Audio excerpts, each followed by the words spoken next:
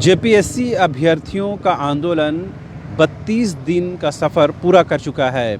बावजूद इसके 7वीं से 10वीं तक जेपीएससी पीटी परीक्षा परिणाम को रद्द करने की मांग को लेकर अब तक कोई अंतिम निर्णय नहीं हो पाया है। हालांकि इस दौरान अभ्यर्थियों की जेपीएससी आयोग के साथ या यूँ कहें कि अमिताभ चौधरी के साथ एक दौर की वार्ता भी हुई, लेकिन कोई भी फलाफल निकलता हुआ नज़र नहीं आया। हालांकि उल्टे कहीं न कहीं ये आंदोलन अब थोड़ा विघटन की ओर भी नज़र आ रहा है। हम इस वजह से इस बुनियाद पर इस बात को कह पा रहे हैं कि जब हम इसी बापू वाटिका पर पहुंचते थे तो सैकड़ों की संख्या में हमें छात्र हर वक्त नज़र आते थे। देवेंद्र जी समेत तमाम लोग हमेशा वो मौजूद रहते थे। लेकिन ये आंदोलन चूँकि जैसे जैसे लंबा सफ़र हो रहा है, कहीं न कहीं उसके असरात भी ज़ाहिर हो रहे हैं। इस वक्त हमारे साथ मौजूद हैं 2-4 अभ्यर्थी हैं जो बापू वाटिका के साथ मौजूद हैं, पहुँचे हुए हैं, यहाँ पर बैठे हुए हैं। सीधे हम देवेंद्र से बात करते हैं। ये अभ्यर्थी तो नहीं है लेकिन आंदोलनकारी छात्र हैं और इस आंदोलन का कहीं न कहीं चेहरा भी बने हुए हैं। आपको लग रहा है कि आंदोलन जितना लंबा खींच रहा उसका नुकसान भी आप लोग को उठाना पड़ रहा है? जी, जाहिर सा बात है कि तो बड़ा दुख होता है तो आदमी कुछ दिन रोता है। और आज 32वां दिन हम लोग का आंदोलन है। 32वें दिन तक में यहाँ के मुख्यमंत्री महोदय मौन हैं और आज तक संज्ञान नहीं ले रहे हैं। तो छात्रों में कहीं ना कहीं एक मन में आ रहा है कि पता नहीं पहले की तरह जो लड़ते हैं कुछ होगा या नहीं होगा। लेकिन मैं छात्रों को एक विश्वास दिलाना चाह रहा हूँ कि इतना बड़ा विस्फोटक सबूत है, इस बार निश्चित ही रद्द होगा। क्योंकि यहाँ का सबसे बड़ी बात है कि एक हम लोग चपरासी का नौकरी करने जाते हैं छात्र लोग, तो हम लोग को करेक्टर सर्टिफिकेट देना पड़ता है। लेकिन राज्य का सबसे बड़ी संवैधानिक संस्था के सबसे बड़े पद के जो चेयरमैन है, जो एक इसका करेक्टर सर्टिफिकेट पता नहीं कैसे बन जाएगा, उस पर कई आरोप है। आपको case number 2475/2018 Jamshedpur civil court में 196 करोड़ 23 लाख का घोटाला का आरोप है। ठीक है देवेंद्र जी, जो आरोप प्रत्यारोप है सभी को पता है। अब नहीं, हम ये जानना चाह रहे हैं कि आंदोलन में जिस तरह से राजनीति का समावेश हुआ, बीजेपी कुछ और स्टैंड ले रही है, कांग्रेस कोई और स्टैंड ले रही है, जेएमएम की तरफ से कोई बयान नहीं आ रहा, तो ये लग रहा है कि आंदोलन में जिस तरह से राजनीति का समावेश हुआ उसके वजह से भी आंदोलन कमज़ोर होता हुआ नज़र आ रहा है? जी, ये तो पक्ष विपक्ष नहीं होना चाहिए। यहाँ छात्रों को सब कोई मिल के छात्र हित में काम करना चाहिए। और यहाँ कांग्रेस पार्टी ने जिस तरह से क्लीन चिट दे दिया, ये बहुत दुर्भाग्य है। और यहाँ हम सभी छात्रों को यही कहेंगे कि यहाँ राजनीतिक हो रहा है, कोई बीजेपी कर रहा है, कोई कांग्रेस कर रहा है। हम लोग कहाँ जाएंगे? ऐसा में छात्र लोग आज 32 दिन हो गया, हम लोग कितना लड़ेंगे? यहाँ नेता लोग को समर्थन देना चाहिए हम लोग को। लेकिन मैं यहाँ सभी नेता को कहूँगा कि आप लोग अपना जमीर बचाइए और छात्र लोग के हित में कुछ करिए। नेता छात्र लोग को बहुत कहाँ जाएगा, कितना लड़ेगा बेचारे लोग। इसलिए मैं छात्र लोग से भी अपील करना चाहता हूँ कि नेता लोग के भरोसे नहीं होगा, हम लोग को आना होगा कि हम लोग को अपना लड़ाई खुद लड़ना पड़ेगा हम लोग को। इसलिए आप लोग आइए आगे और अपना लड़ाई खुद लड़िए। अभी नहीं लड़िएगा तो कोई नहीं लड़ देगा। यहाँ का नेता लोग तो कोई भाजपा कर रहा है, कोई कांग्रेस कर रहा है, कोई जेएमएम कर रहा है, कोई आसू बीजेपी कर रहा है। सब कोई राजनीतिक अखाड़ा बना दिया है जेपीएससी को। अभी देखिए 7वीं जेपीएससी में जो पहले 6 बार इंटरव्यू दिया है वो पीटी में बाहर हो गया है, इतना बड़ा घोटाला हो गया है। लेकिन यहाँ का नेता लोगों को कोई मतलब नहीं है, बहुत हालत खराब है। साथ ही मेरे छात्र भाई बहन लोग, आप लोग आइए हमारे बीच में, बहुत खराब स्थिति हो जाएगा, राज्य बर्बाद हो जाएंगे। हम लोग को कोई बचाने वाला नहीं है। इसीलिए आप लोग आइए, हम लोग लड़ेंगे, हम लोग अपना बचाएंगे, हम लोग खुद लड़ेंगे, हम लोग का लड़ाई कोई नहीं लड़ देगा।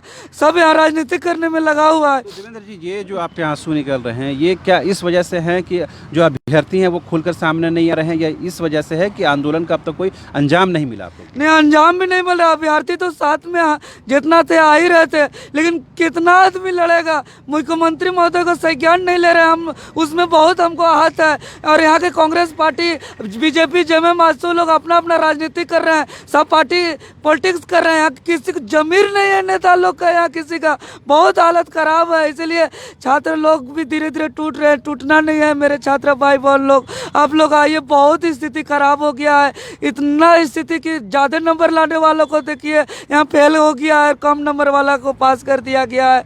यहाँ बहुत खराब स्थिति, कहाँ जाएंगे? यहाँ के गरीब किसान लोग जो लेबर कुल्ली का काम करते हैं, जो खेत में काम करते हैं, जो जंगल में काम करते हैं, जो टेम्पू चलाते हैं, उसका बेटा बेटी लोग कैसे जिएंगे? इतना पैसा चल रहा है यहाँ।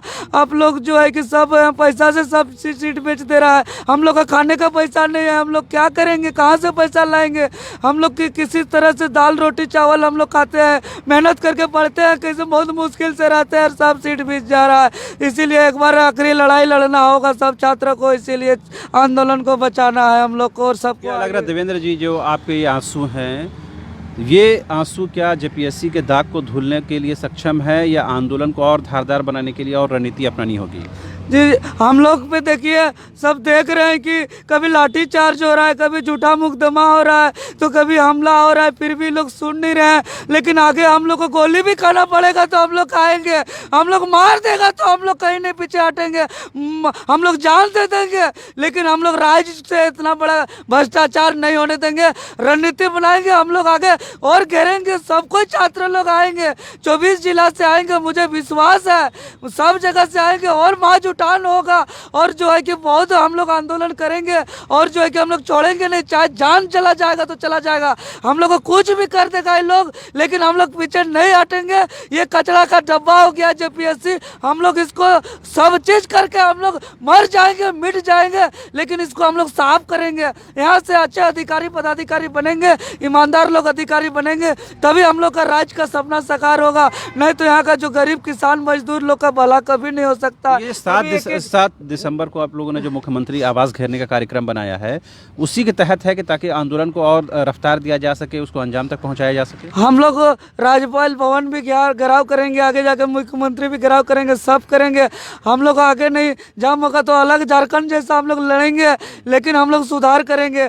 अच्छे अच्छे पदाधिकारी नहीं जाते तो कितना मुश्किल होता है। ब्लॉक में अब देखते हैं कि इंदिरा आवास के लिए पैसा मांगा जाता है, लाल कार्ड पीला कार्ड के लिए पैसा लिया जाता है, यहाँ पर एक एक थाना में एक FIR लिखने के लिए पैसा लिया जाता है। तो भ्रष्टाचारी अधिकारी लोग जाएंगे तो गरीब लोग के साथ ऐसे ही होगा। इसीलिए जो है कि हम लोग को इस जेपीएससी को हम लोग सुधारेंगे। और यहाँ झारखंड में कतियाल का बात नहीं हो रहा, आप लोग देख रहे हैं, सब बाहरी लोग यहाँ घुस जा रहा है। यहाँ पे किसी का कोई तरह एक नियोजन नीति नहीं बन रहा है, इससे एक कतियाल आधारित स्थानीय नीति नहीं बन रहा है, सब बाहरी लोग घुस जा रहे हैं।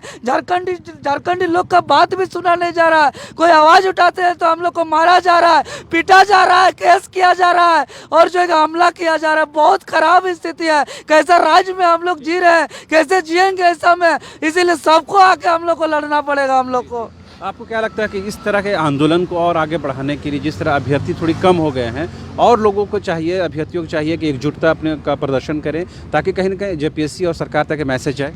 बिल्कुल, छात्रों को अपने एकता का परिचय दिखाना होगा ताकि सरकार तक सही संदेश पहुंच सके और सरकार हमारे सुशासन की अपेक्षा पर खरा उतर सके। अभी तक क्या लग रहा है, आंदोलन सही दिशा में बढ़ता हुआ नजर आ रहा है या इसको और थोड़ा सा रूपरेखा बदलने की जरूरत है? बिल्कुल, आंदोलन सही दिशा में जा रहा है और निश्चय ही हम अपने लक्ष्य को प्राप्त करेंगे। आप बताइए, आप भी अभ्यर्थी हैं, क्या आंदोलन को आगे बढ़ाने के लिए कोई रणनीति और बदलने की ज़रूरत है? नहीं, ऐसा कुछ नहीं है, बदलने की कोई ज़रूरत नहीं है। जो हो रहा है वो बहुत सही ढंग से हो रहा है और हम लोग सफल होंगे, ज़रूर सफल होंगे। मगर अभी 32 दिन का सफ़र तय हो चुका है, अब तक कोई सरकार की तरफ से कोई बहुत पॉजिटिविटी के साथ कोई कदम उठाता हुआ नज़र नहीं आया है। हाँ, लेकिन जब तक सरकार नहीं सुनेगी हम लोग तो अपनी आवाज़ को बुलंद रखेंगे ही और एक न एक दिन हमारी आवाज़ ज़रूर सुनी जाएगी।